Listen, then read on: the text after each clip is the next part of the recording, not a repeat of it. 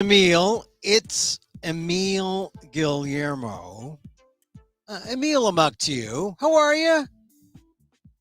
Monday, we're starting the week. A lot to talk about today on this My Micro Talk Show for the AAPI and the AAXs. It's that flavor, but it doesn't mean you have to be an AAPI or an AAX. You can just be all the rest of you. You just come in and it all pertains to you, but you can feel what it's like for most Asian Americans when they're not included or addressed directly and just addressed generically in most matters when it comes to important stuff in the news. Anyway, this is, as I say, my micro talk show with that Asian American flavor. Uh, a big, I'm going to tease what I'm going to talk about here so that because I know a lot of you just come in for the first minute to see, oh, what is this guy talking about? Well, we're going to talk about that new Asian American Pacific Islander voter survey, specifically called the Asian American Voter Survey. I've done stories and columns about it for years. It would seem. I know. I like they do it every 2 years, and it's full of interesting tidbits, including just how big our community is getting and how diverse our opinions are. So I'll talk about the AAPI voter survey today. I'll start it off, and you can, and I'll probably talk about a little bit about it each and every day this week. We'll talk about that. We're also going to talk about the Pope. Now, a lot of people don't think the Asian American community is part of the BIPOC, the Black Indigenous People of Color community. I mean, they think it, but a lot of lip service. Some people think they are. Some people think they aren't. I believe they are. Asian Americans are part of that larger BIPOC community, and that's why. And also, look, this is an important story because when it involves the Pope, it's important. So, what has the Pope done? He's gone to Canada. And he's gone to ask forgiveness. And we're going to talk about what the Pope did today. That's a big story in the Americas, but actually really worldwide, because it speaks to what the church did. And as it asks for forgiveness today, what the church isn't doing. Okay. I'm talking about the latest Trump leaks. That we're still talking about that last hearing on Thursday prime time. Something like 17 million people saw that. I think it's more people than who watch American Ninja, whatever. That American Ninja show, or, any of those weird shows that they have during the summertime. That's good. That's a positive thing. That means people are watching and paying attention, not like what people thought that, oh, no one would care. People care. People care about the Trump. Well, they're not the Trump hearings, but they're the January 6th Select Committee hearings. And they're talking a lot about Trump, especially in that last one. The latest Trump leaks. A little came out about how Trump sort of changed his language in the that January 7th address. Now we have a script that shows exactly what Trump crossed out. And it's amazing because it does reveal not just state of mind, but it's not just a verbal, spontaneous kind of, oh, well, let's not do this. Or, I mean, because we all know that this happens when you give some kind of public talk. You might do things on the fly, but the script shows that there were intentional lineouts. And that's important. We'll talk about that. Also, I have a new column on the Inquirer.net, which is the Filipino. It's really a Philippines newspaper's website that's devoted to all the overseas Filipinos all over the world who are forced into the Filipino diaspora. And I'm privileged to have a column there. My column appears today at Inquirer.net, USA.Inquirer.net. I write for the North American Bureau, largest group of overseas Filipinos outside of Saudi Arabia, they're number 2. So I'll talk about my column there, and then I do want to talk a little bit about the same-sex marriage bit, the codification of same-sex marriage, which the House passed last week, and it's going to go to the Senate. It may not get anywhere because the filibuster, but I think Republicans would be shooting themselves in the foot if they did not at least give in to some aspects of what most people commonly would think is settled law.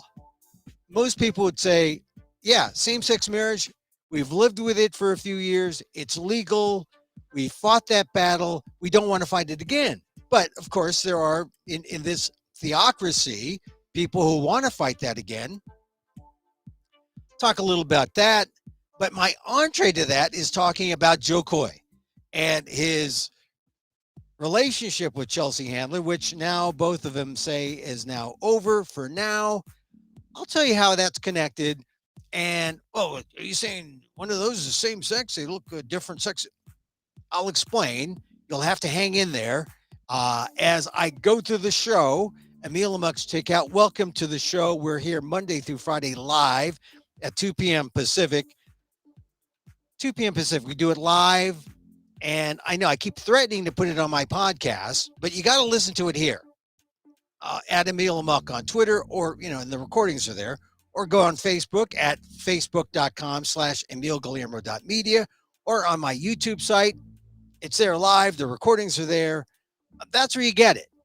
That way, if you want it, it's there. I guess if I had more help, maybe I put it on the actual podcast platform, but I was going to do something else with that. But anyway, Emil Amok's Takeout, welcome to the program. I'm the aforementioned Emil Guillermo. Shall we begin?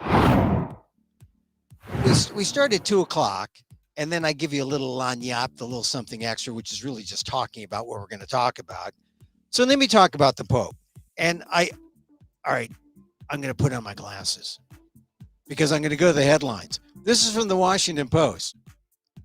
Pope apologizes for evil committed by so many Christians in Canada's residential schools. Now, this is with the Washington Post. They're trying to be a little careful. Committed by so many Christians, he means Catholics, or they mean Catholics, right? Because the Pope is the head of the Catholics. Why doesn't it say Pope apologizes for evil committed by so many Catholics? See, they're quoting, the Post is quoting, because it's in quotes, the Pope. This is one of the problems with the Pope's apology. Now, I know it happens in Canada, but look, if it happened in Canada, it happened 10 times as worse here in the United States. They're talking about the resident schools, which really is, now, see, Pope Francis was wearing a headdress. Look at him.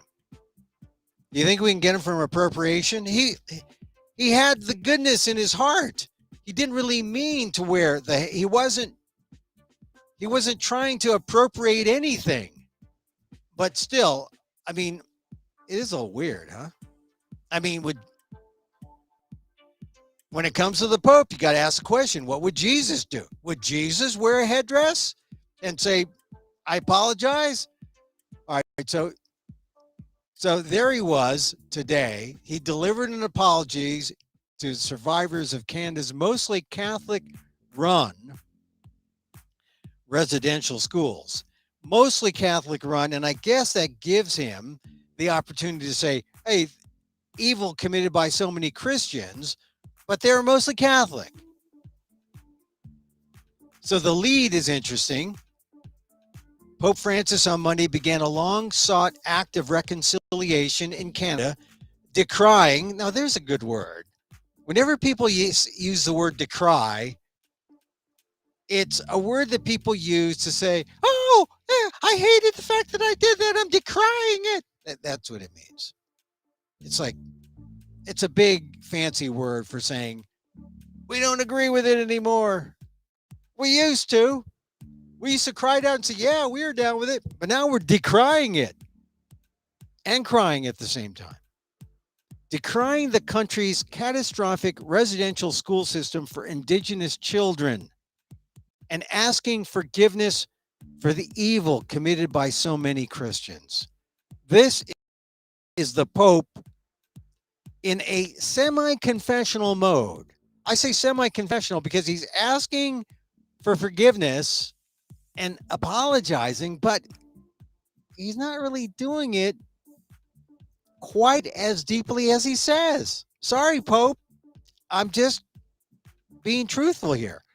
I am deeply sorry for the ways in which, regrettably, many Christians, he should have just said, us Catholics.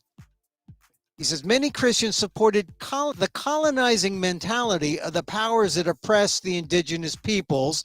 Francis said in his native Spanish, the colonizing language, and now you know why I say Guillermo and not Guillermo, because Guillermo is Spanish, the language of the colonizer. I say Guillermo, which is the way the Filipinos say.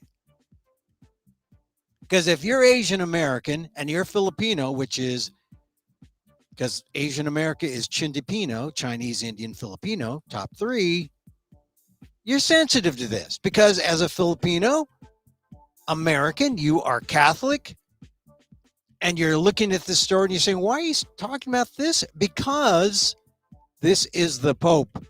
The Pope is apologizing. He is deeply sorry.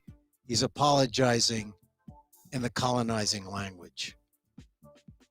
And he's not saying, I'm sorry for the Catholics. He's saying, many Christians supported the colonizing mentality.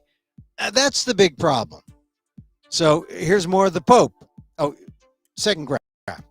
He addressed his comments to several thousand residential school survivors in a grass field encircled by a small grandstand on the first full day of a trip aimed at penitence for one of Canada's greatest tragedies, a school system that forcibly removed Indigenous children from their parents and tried to assimilate them, often brutally, into Euro-Christian society. You want to know why those schools are so offensive? There it is. Forcibly removing Indigenous children from their parents and then assimilating them. This is why assimilation, there's kind of a good bad thing there. Oh, I'm going to assimilate. I'm going to be like you guys. Or we're going to force you to be like everyone else, often brutally, into Euro-Christian society.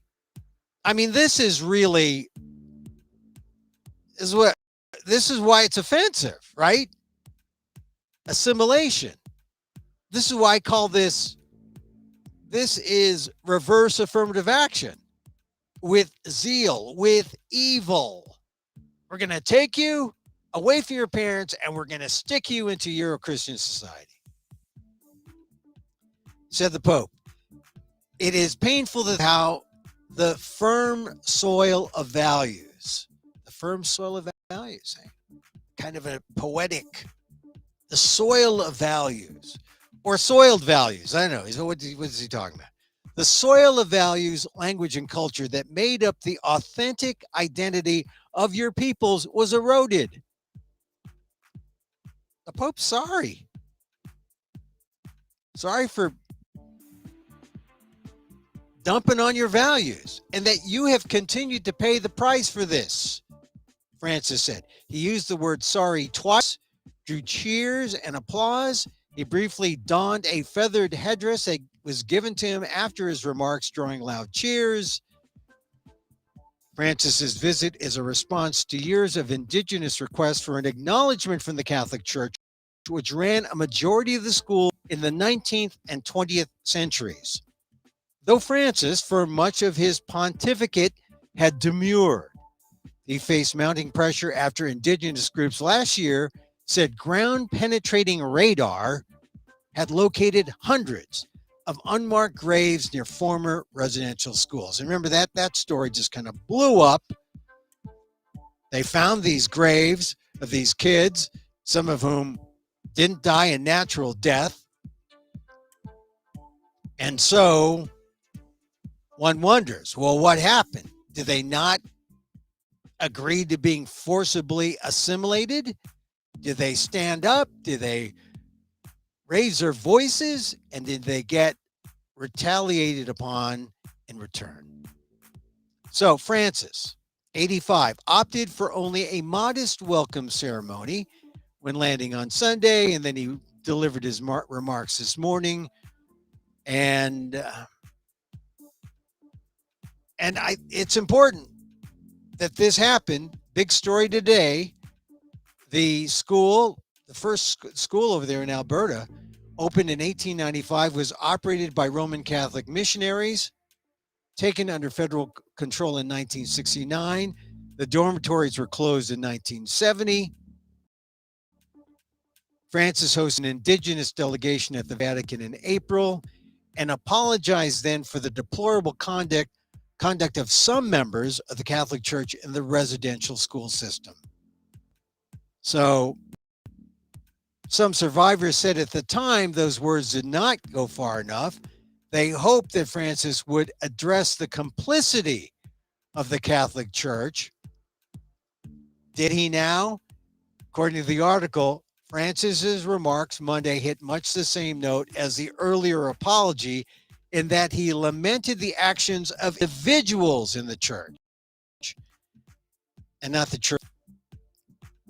One more quote from Francis. I ask forgiveness in particular for the ways in which many members of the church and of religious communities cooperated, not least through their indifference in projects of cultural destruction and forced assimilation promoted by the governments of that time, which culminated in the system of residential schools.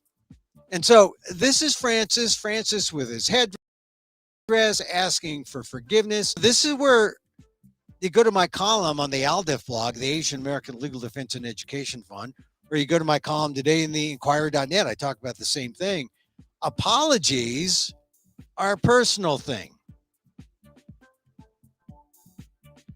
These indigenous people here were willing to accept that apology.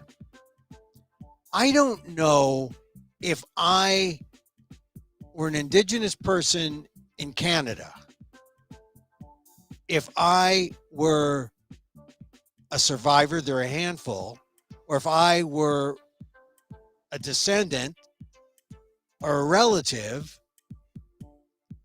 I don't know if I would accept Pope Francis's apology. I mean, this sounds like a 3 Our Father, 3 Hail Mary apology, when it should be like maybe 10 rosaries. This is like a 10 rosary penance. And I only see 3 Our Fathers and 3 Hail Marys here. And that to me is troubling.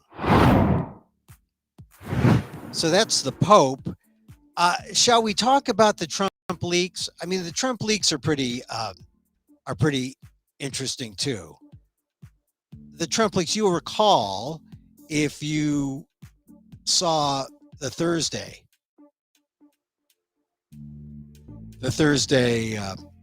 hearings. The Thursday hearings, a lot of people played on two things. They said two things were new. They said that, let's see, let me get to this thing here. I'll come back to this line thing later. But they said basically that of the things that jumped out, people were reactive to the Secret Service, seeing just how close or just how much in danger Vice President Mike Pence was. And they heard the radio chatter, they heard Secret Servicemen saying that it could get up to the next level, which might include gunfire. I don't know. I mean, that's what we have to speculate.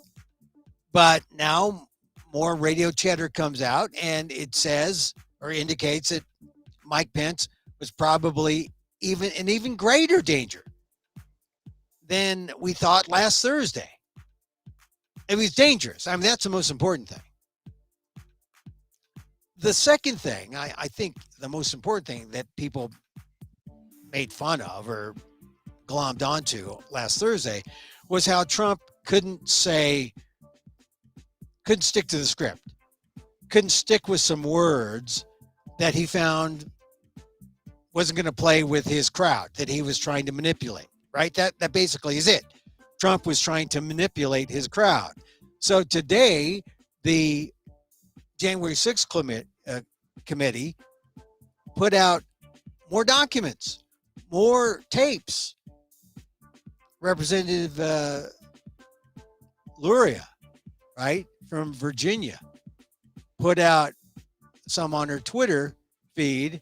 This is that January 7th speech that Trump had a problem talking about. He said, I can't say that. I can't. Look at the line here that he couldn't say. Trump couldn't say, I am directing the Department of Justice to ensure all lawbreakers are prosecuted to the fullest extent of the law. We must send a clear message, not with mercy, but with justice. Legal consequences must be swift and firm. Look at that. That's lined out.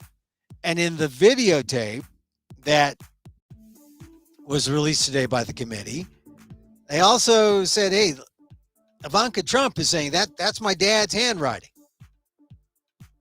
You know, she sees what is said there. As you can see throughout the document, there are. Oh, that's a video. You can see the video there, and you see his handwriting. So the other thing, here's a phrase that Trump had a problem with, and he edited it out. To those who engage in acts of violence and destructions, I want to be very clear. You do not represent me. You do not represent our movement. He crossed that out. Why? Because he wants them to think you're the movement. You represent me. Out, there are some. So this is the tape that was put out by the committee.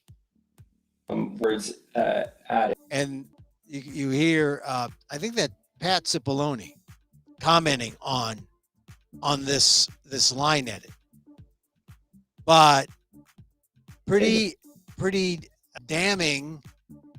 You hear him Trump make a correction on the video that they released on Thursday, but here you see the line items. This was not just on the fly. This was premeditated. He's crossed it out. He said, you do not represent our country. He meant that. And if you broke the law, you belong in jail and will pay. Do you recognize that? And he crossed it out. He said, and if you broke the law, you will pay. He didn't say you belong in jail. He was really soft pedaling his message to the people, his writers, that's what he was doing. But now, as I point out in my column on Inquirer.net, and this is kind of interesting, because you see that Trump is in control and manipulating his people. He knows that they will do his bidding. So in my column in the Inquirer.net, I say Trump should share the heat with the Willis Tambo man. Now, do you know who the Willis Tambo man is? The Willis Tambo man, Willis Tambo, or AKA a boy, is a Filipino broom. And that Filipino broom was held up by one Kenny Lazo of Norfolk, who said that he wanted to sweep out the bad in his own insurrectionist way when he was at the Capitol on January 6th. And I'm thinking, if Kenny Lazo of Norfolk, now what happened to Kenny Lazo? Just like the other more than 320 people of the nearly 900 who were charged in being part of the insurrection, I mean, Kenny Lazo pleaded guilty last March.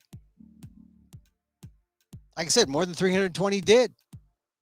Lazo was not let off the hook, but he was just a hangers-on. He was not the main guy. Shouldn't the man who led them all there be also on the hook? Good question. I think that really is what we're getting at when we try to figure out what's going on with January 6th. Whose responsibility is it? Are these people spontaneously there? Because what? You don't spontaneously show up because you want to decertify the election with force. You do it because there was some premeditation. Donald Trump knew that he could get these people riled up to go in there and to frustrate the decertification. I mean, we saw the timeline. We saw it play out. We saw the tapes on Thursday. So I think about this guy, with Mr. Walis Tambo, the guy with the Filipino broom, because he pled guilty, just like 320 other. Do I want to call them decent Americans? Well, they were preyed upon by Donald Trump. Preyed upon. That's the metaphor used by Liz Cheney. Because Donald Trump knew that he could manipulate these people and make them do his bidding. So I think about them, and I also think about the kids of Michael Fanone. Because if you notice, when Michael Fanone was pleading for his life as he was dragged face down some steps, he said, I have kids. And he does. He's got three of his 4 kids are Chinese American. They're Asian American kids. When the rioters said, use his gun, kill him with his gun, his own gun, he yelled out, I have kids. He wasn't just defending democracy, he was defending diversity. He had to care for his Asian American kids. So I'm thinking about all the Asians who are up there on January 6th, all the AAPI. You got all the members of Congress, Grace Meng, Stephanie Murphy, Andy Kim. You got Fanone thinking about his girls. And you got Mr. Walis Tambo. And I'm thinking, God, this is why January 6th is important for everyone in the Asian American community, more so than you might think. Because many of you, I don't know, maybe some of you think, oh, no, it's not that important. It's not that important to think about. Yeah. The 187 minutes, still important. And, as I've said, people have thought about Nero, right? Nero, he fiddled as Rome burned in 64 CE, which is the non-sectarian ways to say AD. Trump was fiddling too, just like Nero. Only he didn't make calls to the National Guard or to the military or to others who might help quell the crowd. Trump called senators who might help him to continue to thwart the certification process. He called Rudy Giuliani. And he also watched Fox News and liked what he saw, especially when the mob provided the lyrics to the mayhem of his making. I mean, who can forget the memorable lyric, hang Mike Pence? They may as well have been saying all our names. So this is why the whole thing is important, because I'm thinking about Fanone, his kids. I'm thinking about what that Trumper who gave testimony last week, Garrett Ziegler, you might have recalled. He testified, gave a lot of, he took the fifth. He used executive privilege, although I don't know as a former Trump aide if he has executive privilege. But the audio rant of Garrett Ziegler, Ziegler, which is on the internet, he talked about the committee being an anti-white campaign. And if you can't see that, your eyes are freaking closed, he said. anti-white. And I think about Fanone's kids. Fanone's kids, they're multiracial. The multiracial population, 2 or more races, the 2020 census put that at 9 million in 2010, growing to 33.8 million in just 10 years. That's nearly a 300% increase, which is huge.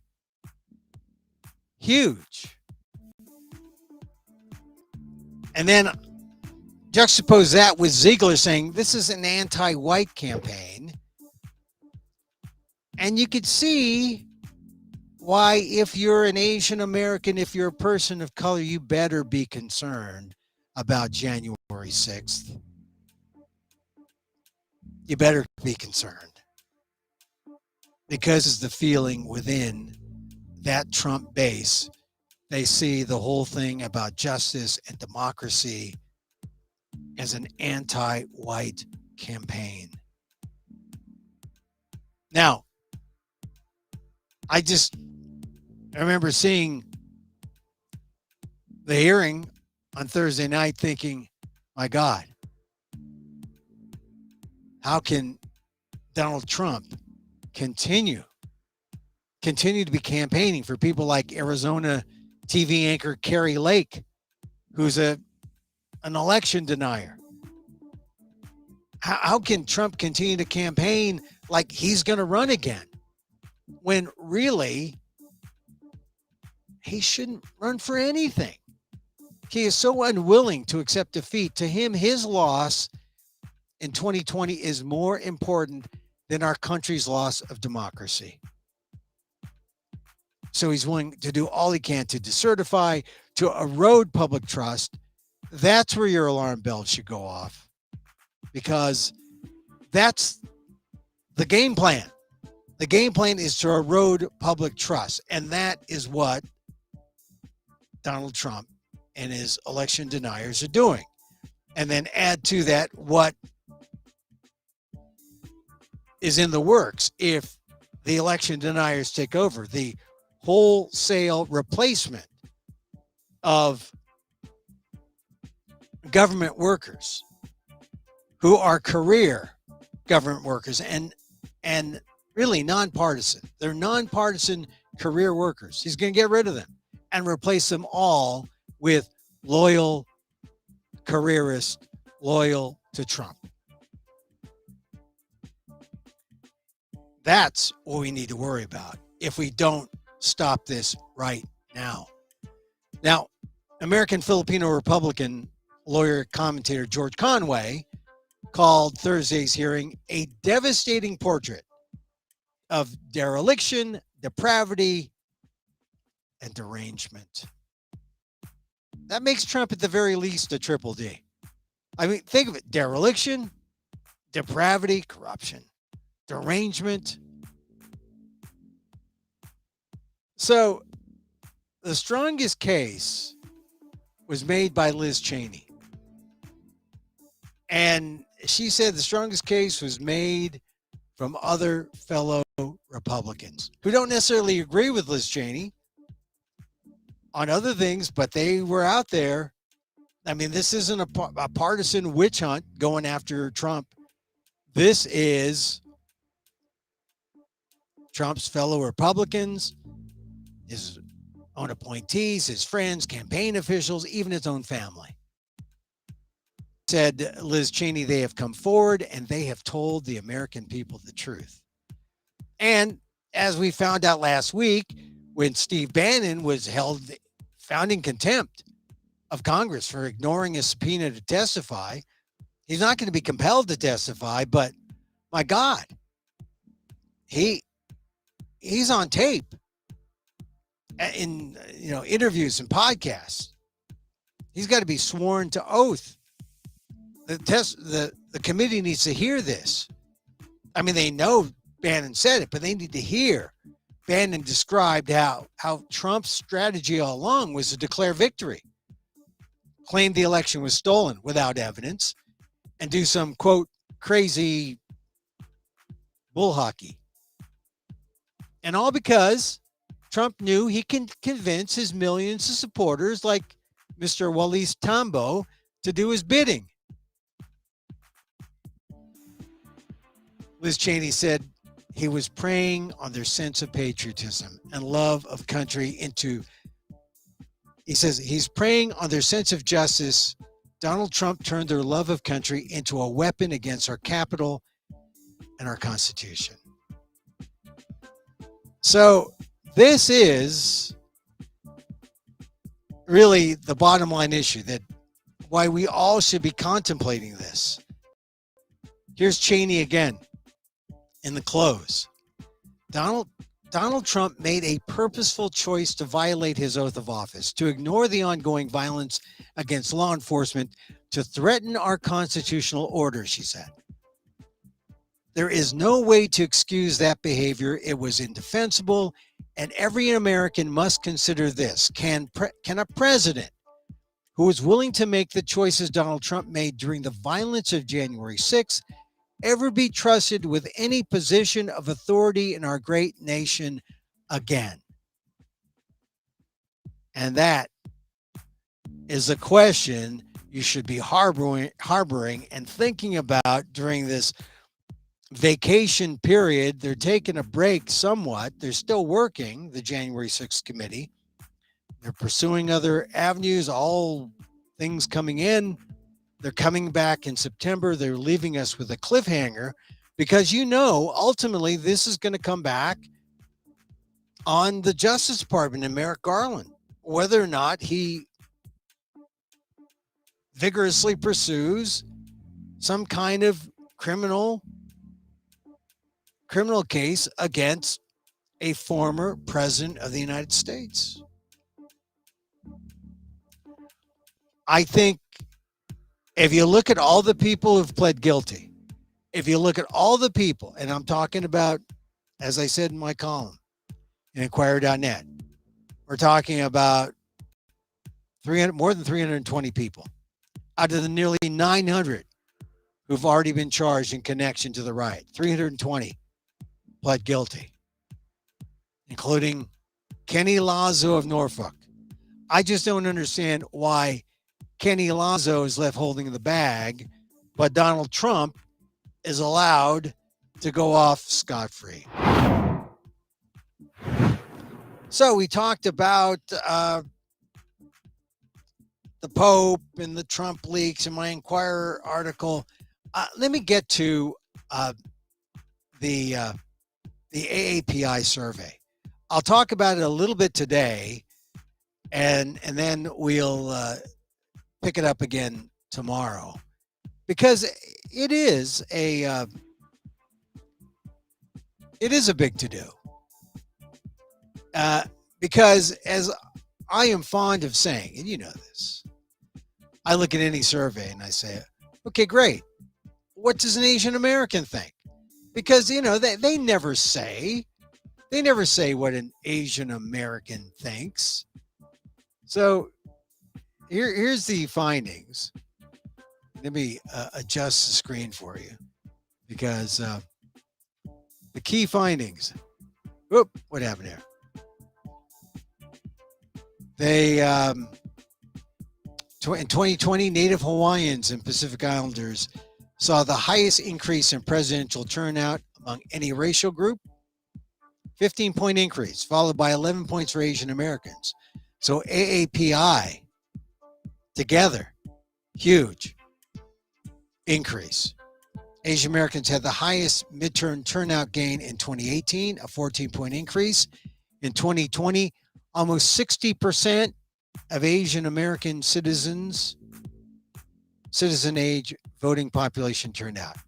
That's huge, 60%, 7.6 million. So we're voting, and we're in battleground states like Arizona, Georgia, Nevada, North Carolina, Pennsylvania. That's why the Republicans are paying attention to us. Not so much the Democrats.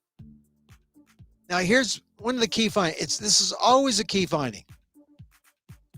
More than half of registered Asian Americans surveyed said they plan to vote, but less than half have been contacted by either of the parties. Less than half. That means you look at your Asian American friend And one guy got talked to by someone, Democrat or Republican, and you didn't. Or you did and the other one didn't. 52% said they had not been contacted at all by the Democratic Party in the past year. 60% of Asian Americans said they had not been contacted at all by the Republican Party. Now, it's funny. A slight edge to the Democrats contacting. But it's all bad. More than 50% saying, hey, no one's talking to us. Don't ignore Asian Americans because they vote. And not only do they like to vote, half of us, Asian American registered voters, said they like to cast ballots by mail or drop-off box rather than in person. No offense, but it's convenient, right? Asians always looking for the convenient way. Ballots by mail or drop-off box, more than half, 51%. Asian American registered voters say they are more likely to vote for Democratic candidates than for Republican candidates in House and Senate elections. So that's significant. Indian Americans were the most likely to say they would vote for Democratic candidates. Vietnamese Americans were split Senate or lean toward the Republican candidates in the House. And, the Vietnamese Americans in the crosstabs tend to be the most conservative. The Indian Americans, and I'll tell you, Indian Americans, I said earlier, the Asian American community is a Chindipino community, Chinese, Indian, Filipino. But the Indians are coming up in terms of participation much faster than any group. I mean, I think it's because of the money. I think it's because they are giving more, donating more. It doesn't hurt that the vice president, Kamala Harris, South Asian, African American combined. What's interesting too is that I think the reason why the Chinese have been less involved is because of the whole Chinese donation scandal, the Asian American, Chinese American donation scandal in the mid 90s or early 90s, around the time of the Clintons. Remember the Riyadis and John Huang and Charlie Tree. I call it the ACDC scandal. The Asian contribution donation, the Asian campaign donation. How did I get ACDC? I got ACDC out of it. I wrote a lot about it in the 90s.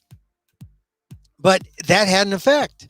When Asian American donations were seen as, why are these foreigners, they call them, why are these foreigners donating, and caused harassment and doubt on the donations and what they were tied to.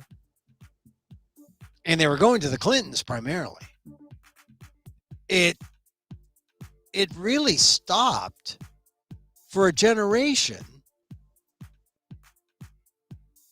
the free flow of campaign cash from the community, certainly from grassroots community members to big campaigns. I think it's somewhat subsided by now. I mean, because we're talking more than 30 years now, right? But it had, I think that had some kind of impact, at least in the short term, at least through maybe 2010, 2010. I think it's better now. But now you see with the tech industries, I think you're seeing a lot of donations coming in from Indian donors, Indian American donors. And that's why you're seeing more participation, more engagement. I think that's a positive thing for Asian Americans in general. Presidential favorability. 56% of Asian American respondents held a very favorable or somewhat favorable impression of Joe Biden. compared to 29% who express either a very favorable or somewhat favorable impression of Donald Trump. All right, some other short takes on key findings. Asian American respondents ranked healthcare 88%. Jobs and economy 86%, sort of in keeping with where we are as a nation. Crime 85%, education 82%, gun control 73%, and environment 75% as extremely important or very important for deciding their votes in November. Voting rights, addressing racism, also important, but notice, not in the top 6. I mean, it just wasn't. Healthcare, jobs and economy, crime, education, gun control, environment. Don't see voting rights. You don't see racism. Don't see affirmative action. Which is kind of interesting. We're no different than other people. We need healthcare. We got to have jobs in the economy, and we're scared about crime. Education is important. Gun control is important. And in the environment, right? Which is climate change and all that. 77% of those surveyed agreed we should have stricter gun laws in the U.S., with 61% agreeing strongly. A strong majority agreed somewhat or agree strongly that undocumented immigrants should have an opportunity to eventually become citizens in the United States. Notice it's only 59%. That's not that strong when you think of it. 59%. It's a majority, but it's not like 77%, 80%. That's a little disappointment to see it only at 59. Asian American registered voters disagreed with the practice of state and local governments or school boards banning books and lessons about racism from public schools. At double the rate, they agree. So 54% disagreed with that practice. 28% want that. So that's strange. That nearly a third say, yeah, we're okay with school boards banning books. Yeah, we're okay with lessons about racism. Now, any ordinary poll, I would say, did they ask this poll asked Asian Americans. I mean, I think something like 1,600 Asian Americans. And this is the reason why you got to trust this poll. Because every other poll out there does not have a large enough sample. So you can say, yeah, I mean, they got a couple hundred Asians here. And in the view of, the total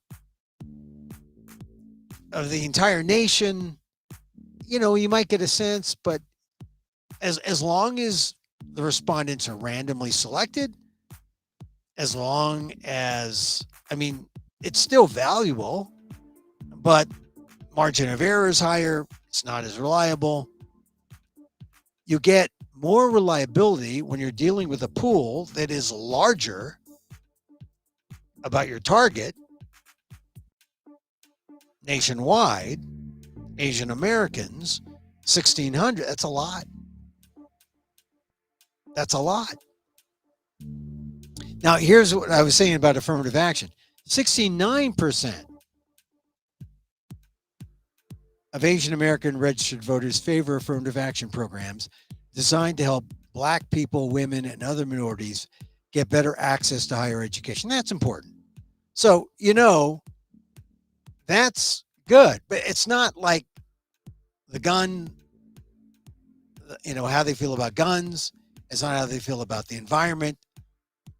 Affirmative action is lower on the list. Healthcare is number one, 88%. I wonder, because they don't mention abortion, I wonder if healthcare is included in abortion, because that's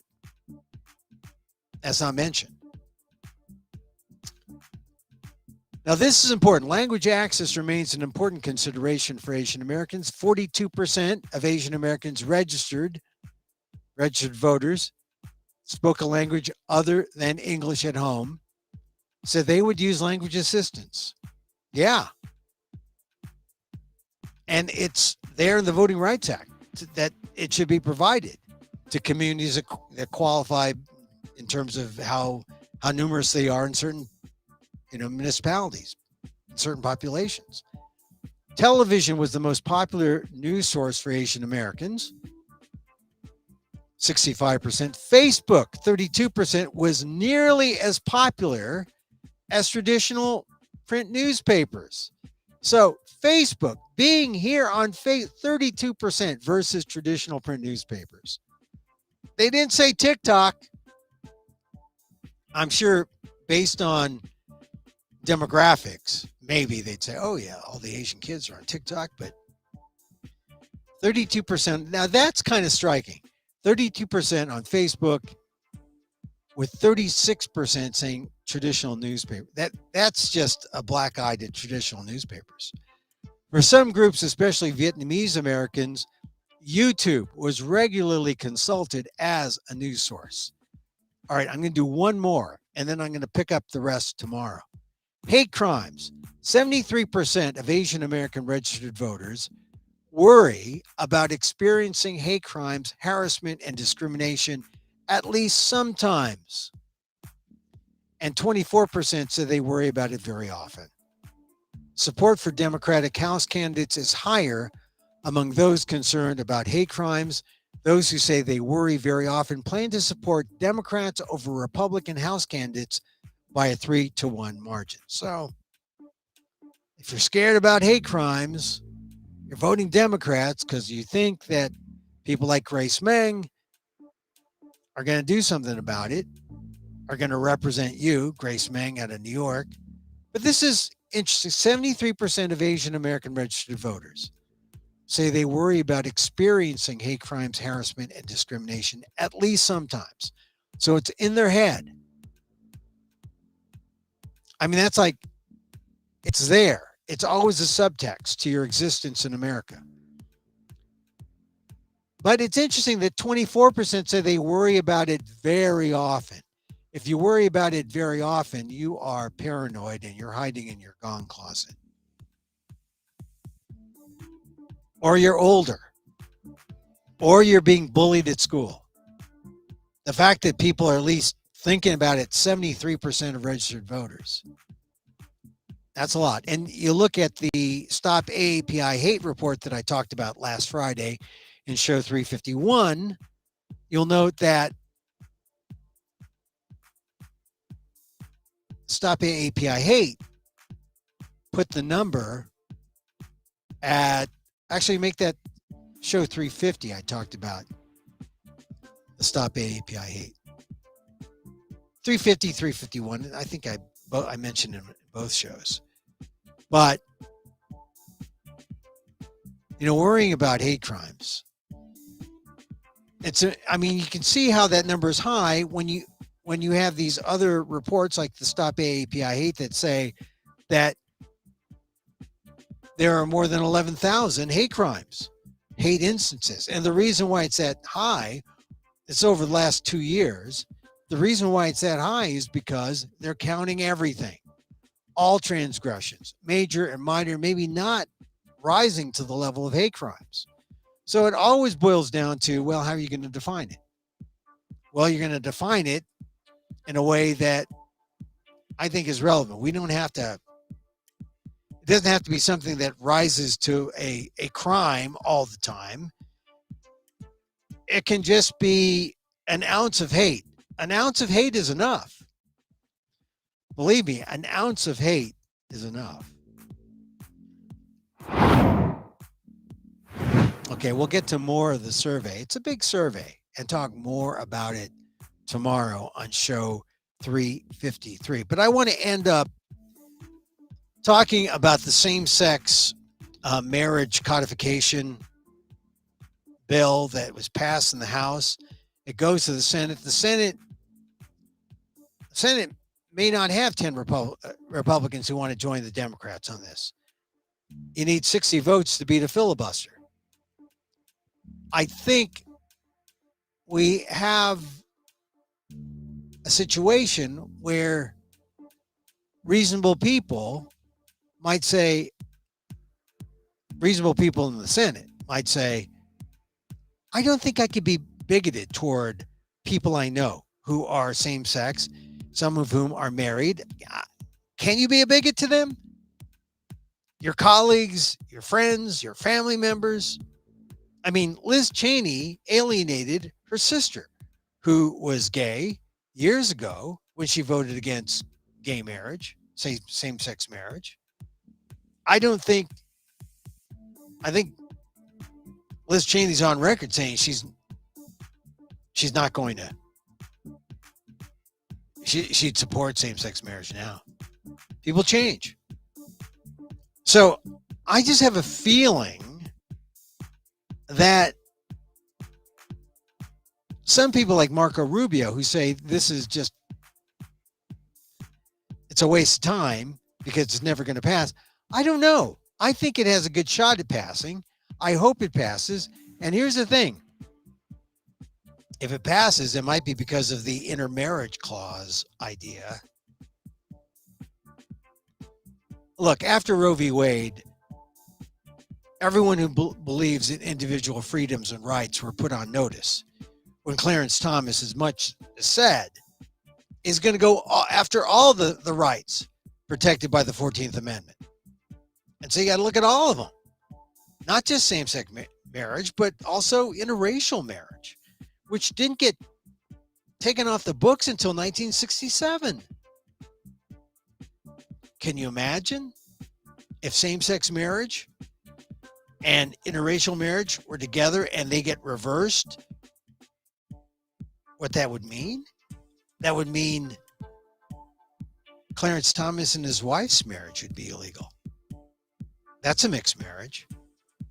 So I'm thinking about mixed marriages because of that proposal, that idea, because the Congress wants to protect interracial marriages as well as same-sex marriages. I happen to be a believer in interracial marriage. I'm a very active, well, not active, but I have been a believer by practicing it a couple of times. The last time for good, though, like more than 30 years. So I can vouch that interracial marriage works. We talked about Fanone early in the show. He got divorced, but he's got interracial kids. So he's got to believe in interracial marriage, at least in terms of his 3 Chinese American kids.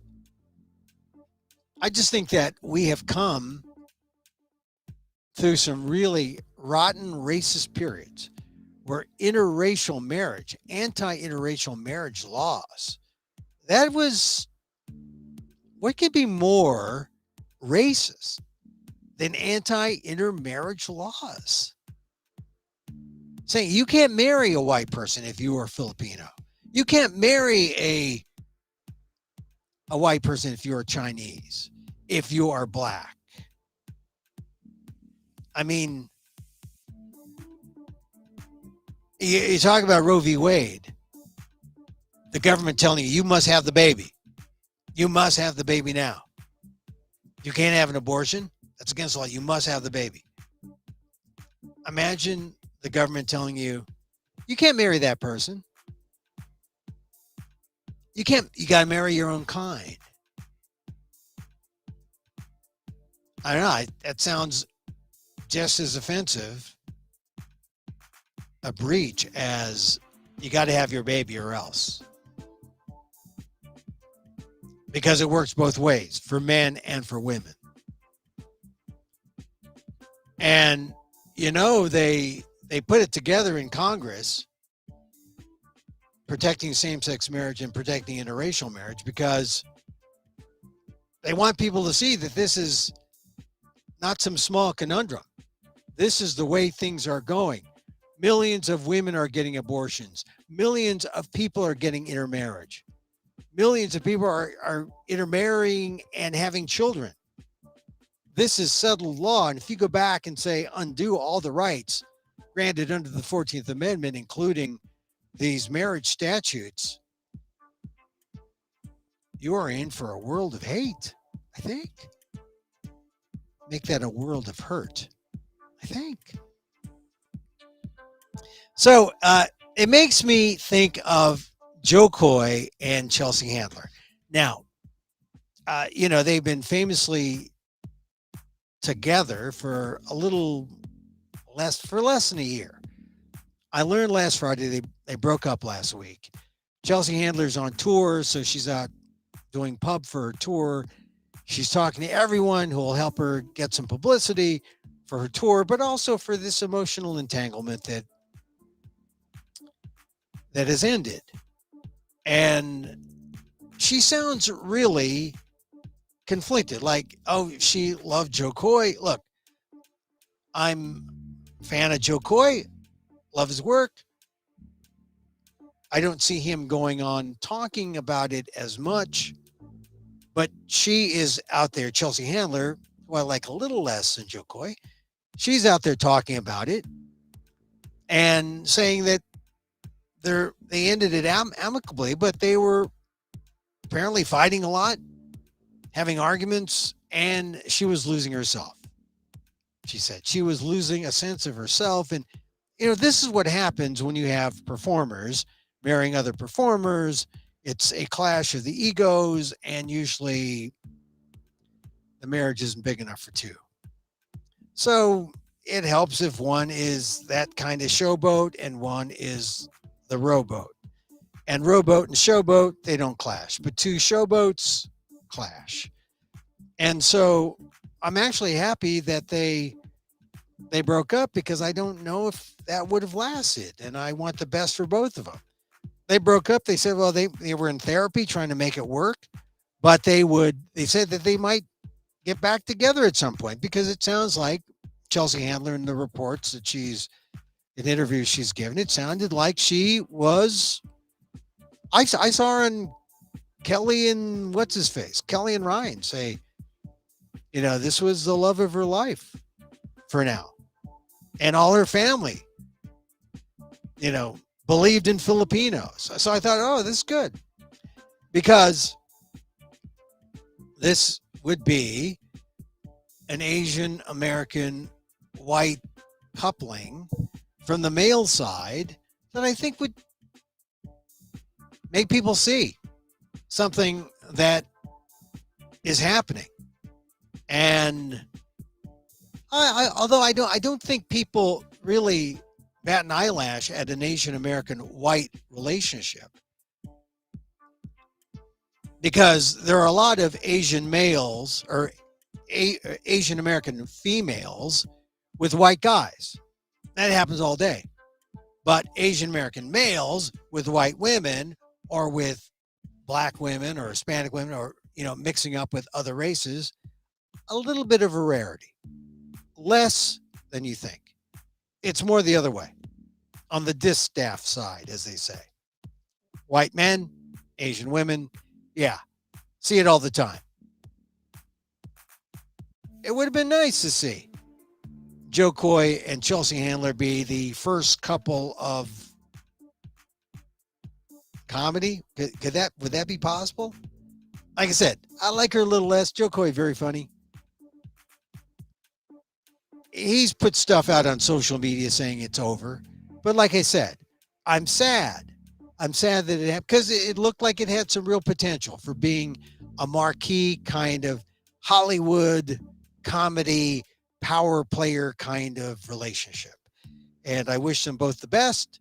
But as I said, sometimes these breakups are for the best, right? I mean, if it's kind of, or you work it out and you get together again, great.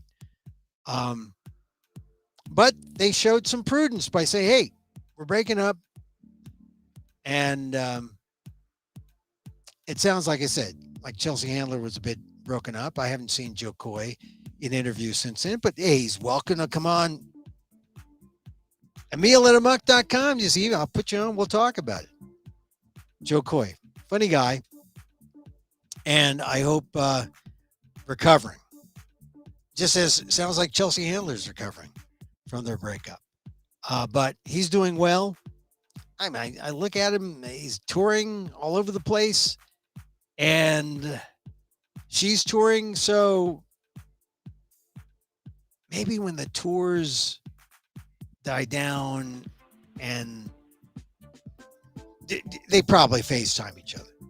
I don't know. I just, it just made me think of, like, if you are a Filipino guy or an Asian guy and you're dating a white woman, carry on. It could very well work out for you. Didn't work out for Joe Coy and Chelsea Handler, but it's worked for me. It could work for you. I hope it doesn't discourage or make people think. I mean, look, love happens when it happens.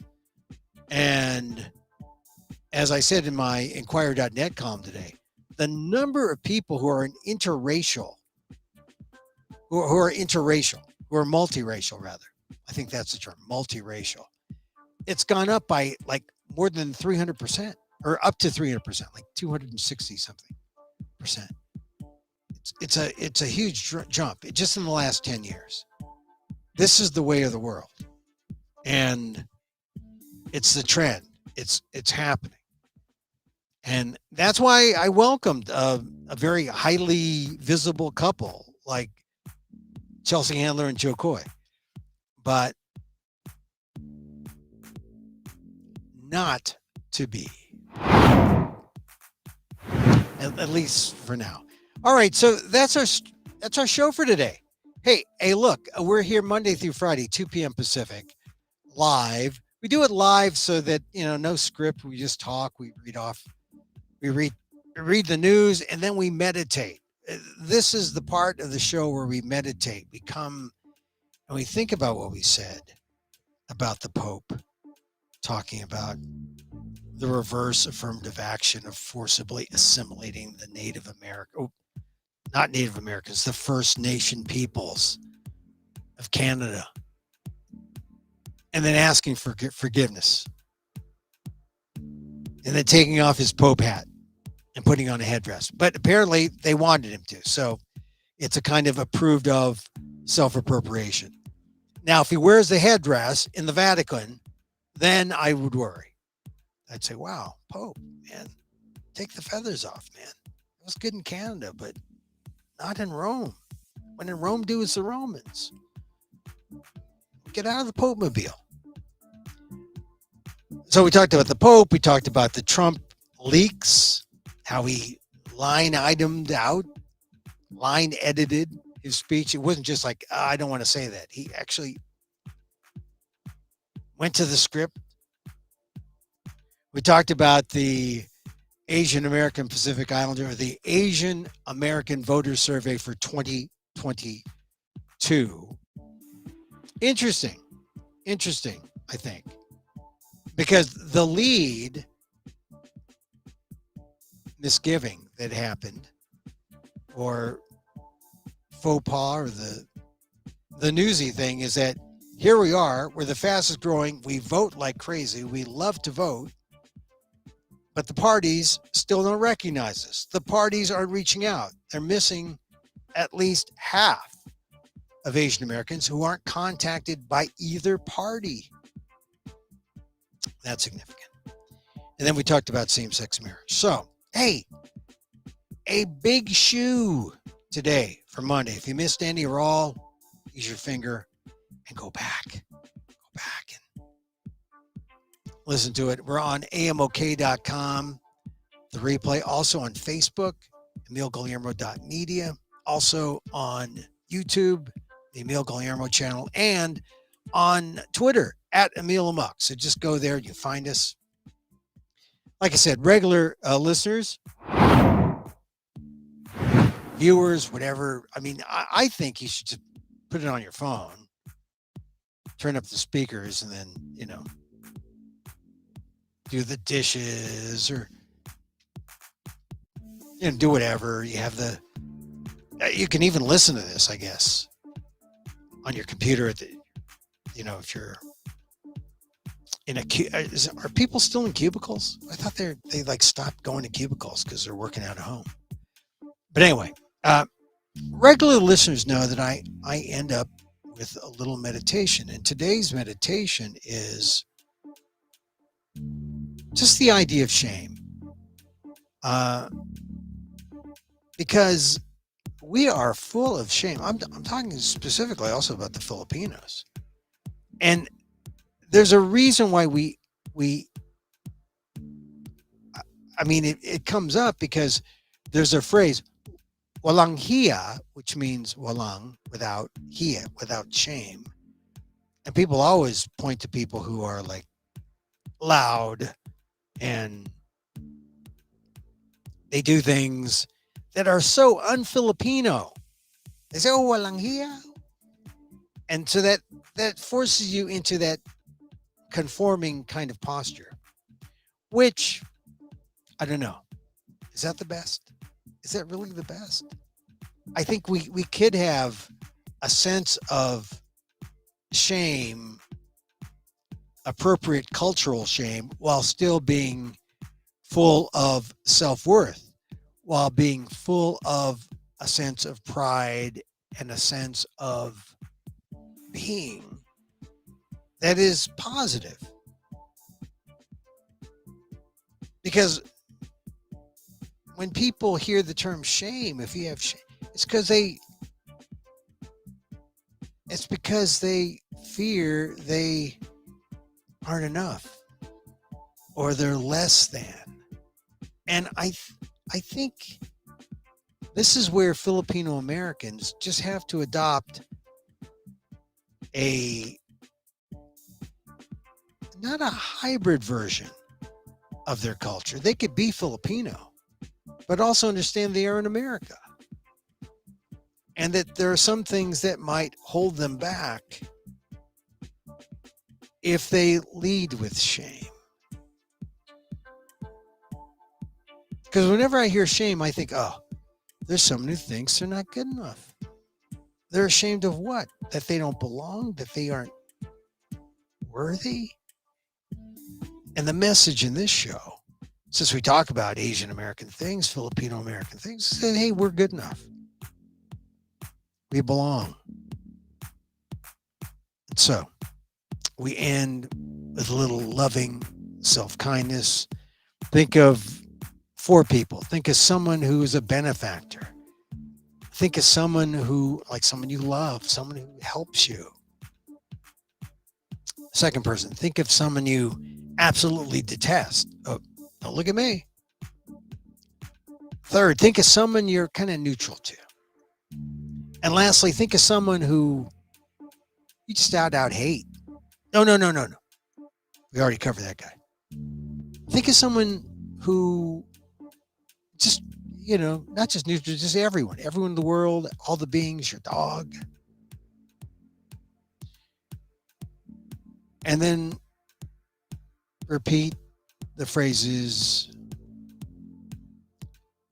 may you be healthy, may you be happy, may you be safe, and may you live with ease. Just go through the cycle with each group and see if that doesn't help. Send out the love and see it boomerang back to you. And so, as I wish for me, I wish for you. May you be safe. May you be happy. May you be healthy. And may you live with ease. Back tomorrow. Emil Guillermo. Mahal.